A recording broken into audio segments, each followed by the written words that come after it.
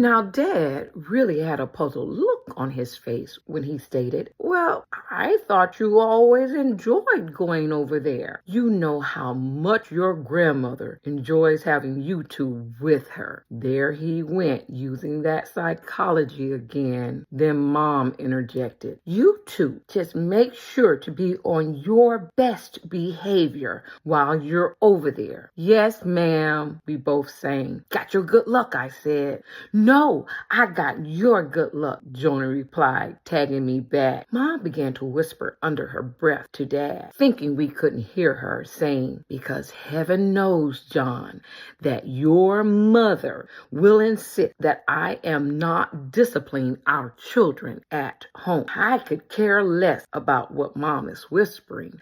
I'm tired of being ignored. I'm not going to let this continue.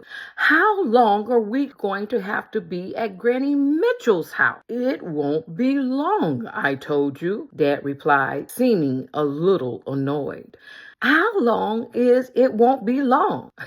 Part of me felt proud again, but it soon was taken over by a sick feeling in my gut as a silence filled the front seat and then moved its way to the back. "It won't be long is exactly as long as I want it to be. Watch yourself, son." "Yes, sir," I replied, sinking back into my seat. "And as for you, Evelyn, my mother is fine with how we are rearing our children. She is just set in her own way." You're right, dear. I must ignore those smart remarks that she makes about me and remember that she is just set in her old, self-centered way.